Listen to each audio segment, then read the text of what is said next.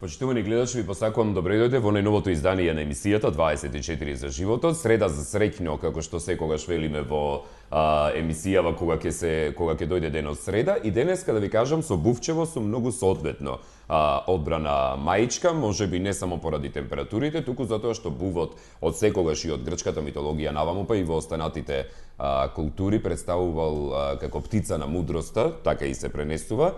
А кога зборувате за мудрост, прво што ви паѓа на памет барем кај нас во Република Македонија е филозофскиот факултет. И тука ќе застанеме со делот за мудроста поврзана со факултетите, потоа ќе зборуваме за нешто друго.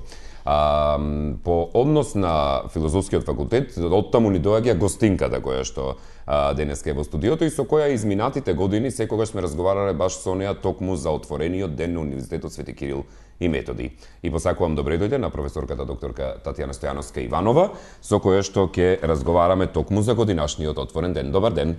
Добар ден, поздрав до гледачите. Навистина и мене ми представува задоволство што секогаш токму и со тебе, бидејќи ја што велам многу убава така интелектуална размена. Благодарам. Нели така? Ова не го говорам, значи без лажна скромност, ова го говорам искрено, навистина ми е чест и задоволство. Поготово исто така велам покрај соговорникот, нели со беседникот. Со беседник, тоа е толку убаво. Јас многу ги обожувам тие архаични македонски зборови, да. така да поразговараме, меѓутоа и навистина за една тема за која што да речам во ова време, не време, во ова совреме во кое битисуваме и актуелностите кои што не следат многу малку можеме да проговориме. Јас велам за основниот столб на секој општество, тоа е образованието. И кај нас кога зборуваме за столбовите, особено треба да се посвети внимание на тоа дека столбот на науката и на академската заедница е Универзитетот Свети Кирил и Методи, без разлика на се она што се развиваше подосна. Годините ќе си го покажат своето, дали се друго создадено подосна е добро и ќе произнесе добри кадри, но, зборувам за другите универзитети, но Свети Кирил и Методи од секогаш бил стожерот на она што можеме да го наречеме академска мисла и интелектуална маса во Република Македонија. Дали со отворените денови, токму тоа сакате да постигнете, да примамите нови идни академски граѓани кои што ќе бидат на некој начин водачи во Републикава? Апсолутно, ако земеме ние да речеме во делот на таа политичка елита, од секогаш стожерот бил од Универзитетот Свети Кирил и Методи и не случајно е најстар и највисоко рангиран, бидејќи нели сега во ова така наречено ера на глобализација, она што на некој начин е значено се вели рангираноста, нели по таа шангхајска листа, универзитетот без повторно ќе кажам претензии некои, меѓутоа сепак сме најдобро рангирани. И велам, и не само во рамките на таа политичка елита, оние кои што се носители на јавни функции секогаш произлегуваат од УКИМ, и во рамките на таа интелектуална елита, научна елита, спортска елита, велам, јадрото од каде што се црпат тие и интелектуални умови и спортисти произлегуваат од УКИМ и навистина јас ќе речам тоа е наша гордост и една од поентите токму на отворените денови прво е на еден неконвенционален начин да ги презентираме но и новитетите, но и она што е стандардно, но добро во рамките на самиот универзитет, бидејќи сепак станува збор за 23 факултети од различни области, и природни, и општествени науки, уметнички дејности, имаат можност да се представат. Затоа велам, зашто велам не случајно неконвенционален начин. Знаете, повеќето во општеството сака да бидат конформисти, нели да се прилагодуваат на она што постои. Јас и ти Огнен сме неконформисти. Да, тоа така, посочено со оглед на се, да. Апсолутно. И јас ги почитувам тие инвентивни и иновативни идеи и навистина мене ми е често така кога ќе се говори кој да биде дел од таа екипа, секако со задоволство ја прифаќам таа улога, поготово задолжена за оној дел на медиумска експонација. Не сакам ова да изгледа како фалба, меѓутоа сакам навистина да биде еден вид на добра промоција и да им на некој начин да ги повикаме идните академски граѓани да дојдат да се запознаат што тоа најстариот универзитет нуди преку велам своите факултети и своите институти. Не случајно ќе објасниме на кој начин ќе биде тоа представено. Ајде соред малку само да подсетиме за дел од гледачите кои што можеби не знаат од кога постои Кирил и Методи.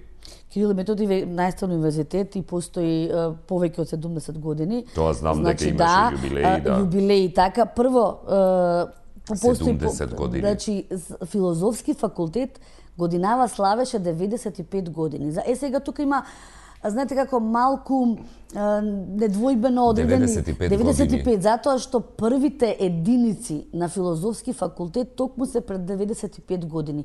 Потоа дел од нив биле згаснали, да речам, за време на војната, но оние пишани документи кои што ги најдовме токму покажуваат 95 годишна традиција. Тоа надминува и длабока старост. Тоа токму така и мудрост. надминува и длабока старост. Теле колегите од Институтот за педагогија ќе прават во септември 70 години.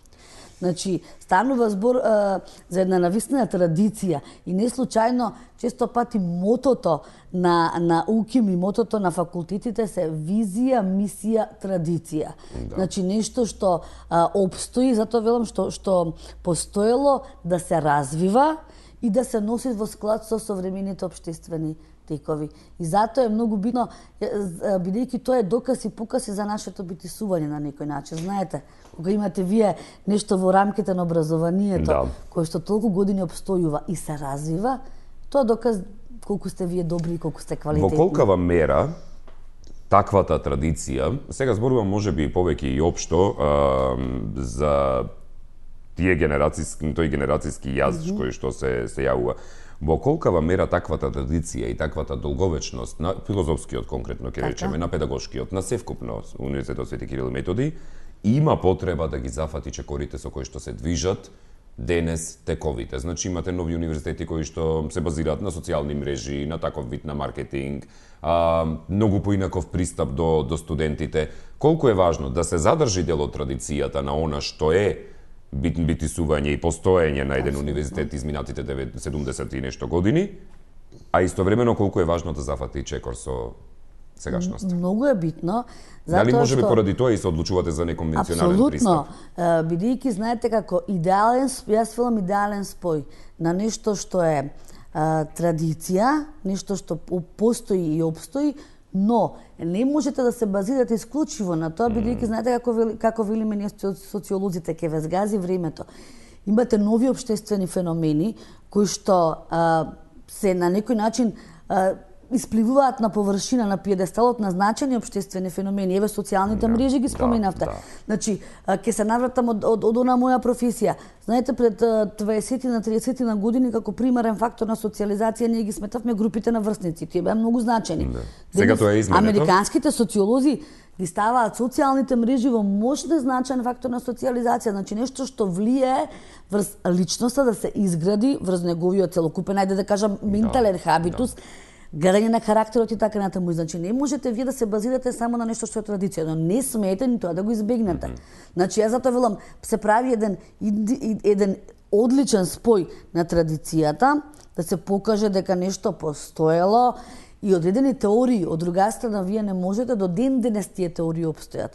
Јас често пати ги цитирам познати умови кои што се признати и познати од времето на, да речам, Емил Диркем, па земете го Џон Лок и не знам. Значи тие се некои теории кои што се вградени во науката и не можете вие да ги избегнете во контекст на таа научна мисла. Но таа научна мисла следи и се развива. Да речеме, развиваме социолошка, научна имагинација.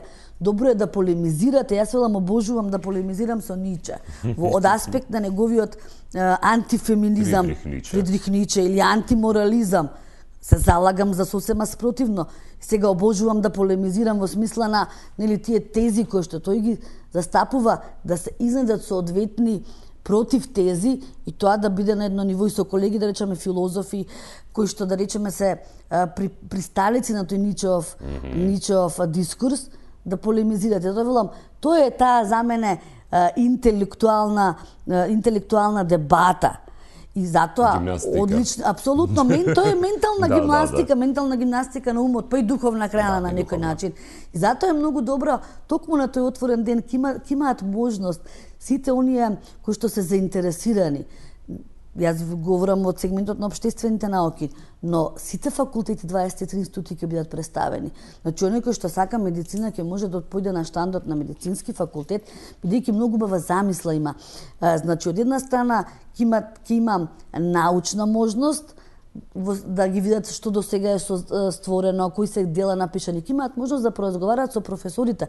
Знаете, тоа е една ретка можност, бидејќи ќе бидат сите и носители на функции во рамките на факултетите присутни, но ќе има и голем број професори од сите области. Значи ќе можат студентите да бидат во комуникација со професорите, например да дојдат и да речат професорке Тања, сакам да ми објасните за социологијата, зошто би требало да студирам социологија. Апсолутно, да им ги разрешите дилемите, можеби дури и да им помогнете не на социологија, можеби после вашиот разговор ќе се запишат на педагогија, да речеме. Така е, не само имавме случај, јас морам да споделам искуство од минатите години. Ајде. Значи, бидејќи сум, со години веќе велам, ова е традиција, 4-та година поред се организираат отворени денови на УКИМ, инаку претходно факултетите секој за себе, тоа бидејќи сме централизирана единица, ова мислам дека е уште подобро да можат сите факултети за да едноставно во тој еден ден сите оние идни интересенти за студирање, можеби некој ќе се предомисли, но и да видат различни програми, различни пристапи. И сега имавме искуство баш од пред 2 години, тоа така ми е останато во сеќавања. Доаѓа една студентка, средношколка 4-та година, стои на штандот на медицински факултет. А бидејќи бевме тука близу до нив и разговари, само еднаш вели воскликна така, па јас не сум била за ова. И мене, знаете, ме заинтригирано професионално и почна поразговара. Професионално, дефинитивно. Да. И таа вели, јас уште од дете, знаете, она желба кога сакате нешто исконски, дете башка на родители кои што се лекари, и вели, јас сум била тој културен капитал што го носе во смисла на цело време книги од медицински карактер, и вели, јас кај мене растеше таа желба за медицина и јас на некој начин дојдов до степен на обожување на медицината. Но, кога се соочи со професорите, кога поразговара, таа вели, па знаете што, јас сум премногу емотивна. И јас сватив дека јас не би можела ова да го работам, бидејќи работите со луѓе кои што, да речеме, некогаш се во животно загрозувачка позиција и така натаму. И до ден денес комуницирам со таа особа, инаку таа особа е економиста. И многу студира економија. Да. И си се пронајде, бидејќи имаме можност, тоа би сакал исто така да го кажам, на овие отворени денови имавме токму таа година Центар за кариерен развој. Во смисла нашите колеги од психологија и педагогија, институтите, преку посебни тестови даваат можност. Минатата година мислам дека тоа го разговаравме. Исто така, го разговаравме како посебен сегмент. Имаат можност да видат зашто всушност тие би биле најдобри. И често пати верувате дека добиваме фрапантни резултати. Некој, да речеме, вели, ма јас сум одреден исклучиво за природни науки, мене општествени науки не ме интересираат. Кога ќе го направат тој тест, кога ќе добијат резултатите, тие се фрапирани. Имаме многу случаи, да речеме, сакал општествени науки, потоа оди на архитектура и е одличен во тоа што го работи. Затоа велам, ќе имаат навистина една, јас би рекла, ајде сега можеби премногу ќе звучи не пофалнички, меѓутоа благодатна можност на вистина да се запознаат и да на некој начин се помогне во нивната ориентација, бидејќи знаете колку е битно изборот на професија. Вие тоа може да послушам дека типичен пример. Па е, јас на пример точно се сеќавам дека еден од професорите по економски предмети кој што ми предаваше на политички науки, ми велеше, Огнен, ти си ми еден од најдобрите студенти по економија на правен факултет. И јас му велев, професоре, јас органски не барам економија. Јас неа не разбирам економијата. Значи, ја со математика сум скаран. И тој тогаш вака ми рече, ти може да си скаран со математика. Економијата и математиката се сосема други работи. А вика, има една работа, ти памтиш, вели, статистика, неверојатно многу, така. Не знам зошто, не знам како, и јас велам, професоре, не знам, мозокот во тој дел не можам да го контролирам, гледа и памти. И така засакав економија. Апсолутно. И ви сте му бе еден од добрите студенти, иако претходно сум имал, да речеме, колеги што студирале и на што учеле средно економско, сакале да комбинираат економски со политички науки. И за мене и мене тоа ми беше фрапантно. А стварно математика бев катастрофа, например, до средно. Така, затоа велам, овие навистина се можности. Јас, например, исто како пример ќе го кажам, премногу сакав книжевност и го уредував весникот во основно образование. Пишував, дури имам избирки на објавени поезија, сега нели пишувам колумни, наречам, тој типна... Затоа ќе зборуваме подоцна за колумните. Така ми лежи, меѓутоа во тој период професорка на психологија ми го направи тој тест и вели, бидејќи мојот татко беше доктор по социологија, и знаете, тој инсистираше да не бидам тоа. Мајка ми беше јазичар и сакаше 50-50 со родителите. Дел ви велат биди она што сме ние, дел велат никако. И тоа, јас велам тој прво културниот капитал што го носе, второ јас го читав Маркс во 7 оделение. Додека другите читаа нека белетристика, јас знаете како.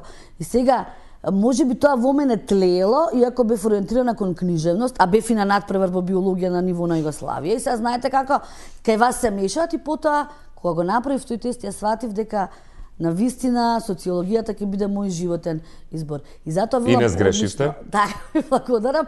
И затоа велам, многу е убав тој отворен ден. Сака малку за неконвенционалниот начин да кажеме. Ќе се навратиме ние за тоа подетално, само рекламите да ги пуштиме, оти ќе ме караат од режија.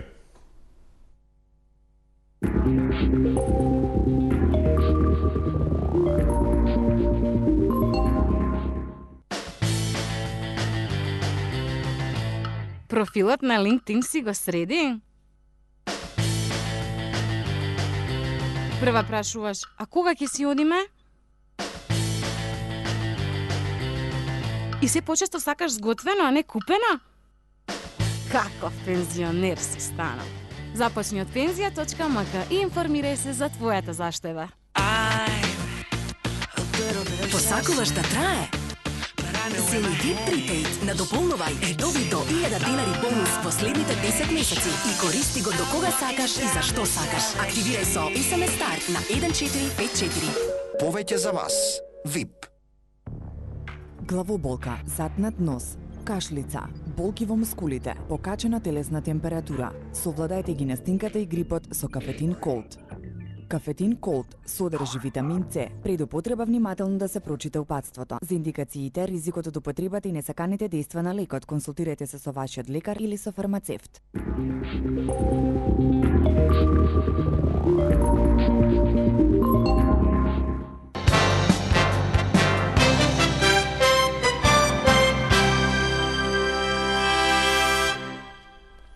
Во денешното издание зборуваме за отворениот ден на Универзитетот Свети Кирил и Методи. Заедно со нас во студиото е професорката од Филозофскиот факултет доктор Татјана Стојановска Иванова. Запишете си го датумот на универзитетскиот кампус кај ректоратот. Впрочем, на платото кое што го нарекуваме 15 април, петок, овој петок сега, од 10 часот до 17 часот, да си го запишете овој датум, сите оние млади, па и оние повозрастните кои што би сакале да ги посоветувате по младите, објективно, без да не се натурате со мислењето, туку да им помогнете да си одлучат што сакаат и да се распрашате, да видите што и како. Според она што е искуство од минатите години, огромни бројки на студенти се имаат одлучено благодарение токму на отворениот ден. Дали пред да преминеме на начинот на кој што ќе се одбележи и ќе се организира отворениот ден, дали овој отворен ден, низ примерите во претходниот дел, во првата емисија го воочивме тоа, но дали овој отворен ден има многу помогнато во развојот на универзитетот? Не само во развојот на студентите. Так, апсолутно. Туку во развојот на универзитетот да ги има вистинските кадри на вистинската катедра. Апсолутно. Го споменав тоа во однос на изборот на професија. Затоа сега викам од другата страна гледано. Од другата страна, меѓутоа значено затоа што ние имавме и дебати кои што се случуваа на отворен ден. Да речеме, и тоа предизвикаа страшни полемики, и токму благодарение на тие дебати се направија одредени корекции. Благодарение на отворениот ден и идеите, бидејќи ние собираме идеи не само од идни академски граѓани, вие споменавте и повозрастните, меѓутоа ние ќе ги представиме тогаш и вториот циклус на студии, последипломските, и другите, сите факултети, да речам, но имаме и докторски студии, акредитирани докторски студии, на кои што би сакала да истакнам дека се запишуваат и така видни личности кои што сакаат да го доформат своето образование без оглед на нивната возраст. Значи, покрај додипломските студии, ќе видите програми на постдипломски, имаме веќе нови акредитирани програми кои што се во склад со совремието. Веќе само кај нас на факултетот имаме нова програма по меѓународни односи, која што е заедно со Универзитетот во Гетеборг во соработка, имаме на европски интеграции во соработка со Јагелонскиот во Краков во Полска, што прв пат, наречеме некој од нив прв пат оваа година веќе ќе биде конкурсот за нив излезен. Така да, тоа е многу интересно, велам, сме во склад со современите општествени текови. И затоа е убаво да се сите генерации, значи тука не правам велам генерацијска разлика. Секој убаво да дојде да се запознае, да види, може би некој пак ќе пронајде интерес или ќе му се иницира таа желба за научна надградба. Да, тоа дефинитивно. Јас само што слушам вака па ми се иницира таа желба, па не за оние кои што би дошле таму и би виделе на самото место. Ќе имам едно кратко прашање во однос на соработка меѓународна, но ќе се вратам на тоа. Прво да не го заборавиме оној основен дел за кој што сме. Што ќе се случува во петок на 15 април, бидејќи најчесто ги заборавам главните прашања. Така. Добро, почнавме со тој неконвенционален начин, значи за разлика од претходно денови на кариера кога сме се представувале. Неконвенционалниот начин значи првенствено еден вид на спој со наука и забава. Од кој аспект? Како што споменав, ке сите факултети ќе ги изложуваат и своите научни дела кои што ги постигнале, потоа некои нови иновации, да речеме колегите на машински или не знам, колегите на други факултети кои што ќе ги презентираат она што всушност го работат, новите програми кои што се најново акредитирани или реакредитирани на сите три нивоа, додипломски, постдипломски, докторски студии. Потоа разговор со професори, да речеме кои што или отварање на некоја дебата, ако сака некој, можеби тука слободно стојат сите професори на располагање, но од друга страна ќе имаме и еден вид на забава за младите. Значи и за средношколците и за студентите нешто што подразбира убава музика. Значи ќе гостува групата План G, кои што свират еден навистина популарен рок. Јас велам секогаш тоа е една од можностите да им покажете на младите што е убаво во контекст на музиката и да го развијат правилно вкусот за добра музика. Значи интердисциплинарно апсолутно, действувате. Така, тоа е и поинтата, затоа што да не звучам грубо, ќе имаме некоја можеби емисија за таа културна надградба на младите и тој шунти кич кој што ни се пласира, за жал. Сериозно, да. И поинтата е токму иницираме да еден добар рок бенд, значи да сватат поинтата на убавата музика и потоа нашите колеги од факултетот за музичка уметност, начело со Адријана Јанаска, исто така ги пласираат своите дела. Тоа е на еден начин има промоција, но тие си дел од УКИМ и едноставно навистина е убаво кога ќе ги слушнете како тие свират и како музицираат.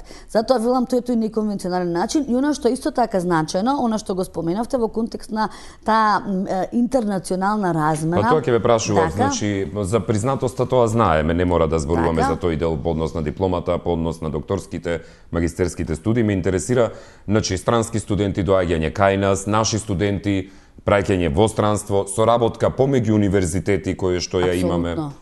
Така, затоа и ќе биде всушност посебен штанд ќе има Агенцијата за европски образовни програми. И тоа е многу добро, затоа што ова е веќе неколку години и тие поред се представуваат, бидејќи некогаш, знаете како велат, информацијата е најбитна во контексти на социјалните мрежи, на се, меѓутоа информацијата е многу битна да допре до студентот. Може би тој стандарден стереотипен начин, знаете, да не се потрудуваат многу младите да дојдат до некоја информација во смисла за нивна надградба. Баш имаат на лице место можност и со одговорните луѓе, но и да ги видат програмите, каде се може да аплицираат и за студентска размена на ниво на додипломски студии, потоа стипендии за постдипломски студии и за докторски студии. Навистина веќе имаме искуство и од година на година тој број на студенти кои што, бидејќи знаеме која е поинтата на кредит трансфер системот, трансфер, нели, да имате можност да појдете вие да видите други искуства, да научите нешто ново и да се вратите. Од тука би сакала да кажам дека навистина универзитетот прави напори и секоја година се зголемува, ја што велам тоа глобално семејство во смисла на научни институции кои што и факултети, универзитети со кои што се прави нова соработка. На сите факултети, говорам од кампусот на УКИМ, јас можам и во контекст на филозофски факултет, навистина од секоја година и на ниво на факултети, потоа таа соработка се ратификува на универзитетско ниво, меѓутоа веќе и професорскиот кадар, но и студентите да можат да се едуцираат. Еве конкретно јас сум била со студентите во Краков, на АГХ универзитетот направивме соработка, на Егелонскиот, кој што е еден од најстарите, кој што е лулка на образованието и во Полска и во Европа, и на вистина тие искуства се непроценливи. Во делот со сакам да се навратам многу кратко по однос на традицијата, имаме некои уште 7-8 минути, по однос на традицијата, со новото време нешто, овој дел го затворивме, значи гледачи да си запамтите, петок, 15 април, од 10 до 17 часот, на платото на универзитетскиот кампус, ке имате можност да се запознаете со целата програма која што се нуди под капата на Свети Кирил и Методи универзитетот или УКИМ, скратено. Не можам да не ја искористам гостинката и за други прашања додека ми е тука, таман. Денес социјалните мрежи, ќе се осврнеме на ова многу кратко и потоа ќе преминеме на една многу важна работа од вчера.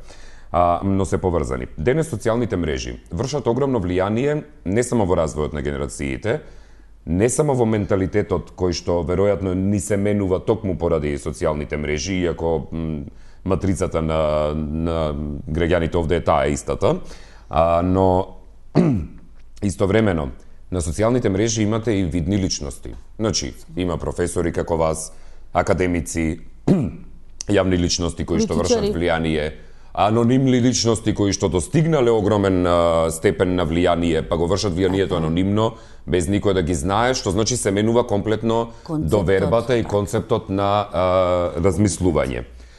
Во тој поглед, дали е добро во секој случај да се задржи традиционалниот пристап на посочување на проблематиките кои што се случуваат меѓу популацијата, меѓу народот, и социјалните мрежи кои што секако не можат и не би требало да се спречат во нивниот развој да го вршат влијанието. Значи, гостувања по телевизии, по дебати, и дали е добро присуството на видните личности на интелектуалната маса, токму на интернет, и да се впушта токму таа во дебата со, условно речено, ќе речем, обичните граѓани. Апсолутно, јас тоа го поддржувам. Јас сум една од оние кои што се застапници за присуството на социјални мрежи. Ние гледаме, всушност, не само кај нас, не само во Европа и во светот, колку се битни социјалните мрежи. Папата дури има и Инстаграм веќе направено. Значи, ние мора да бидеме во склад, па еве и кај нас, јас секогаш што го кажувам, пример, со еден за мене од добрите владици, да сега тука во контекст на религијата, например, Отец Пимен, кој што на многу суптилен начин пренесува религиски пораки, но тоа толку го прави софистицирано, што навистина е за пофалба. Тоа е влез на совремието во некои, можеби, конзервативни средини. Јас, навистина, тоа можам да го пофалам. Од друга страна, многу е битно, затоа што гледаме ние и политичките елити, дури и медиумите електронски, кога сакаат некогаш некоја информација да пренесат, вели, на својот Facebook профил или на Instagram или на Twitter, значајна политичка фигура, за европските пратеници особено, апсолутно ја праќа својата порака.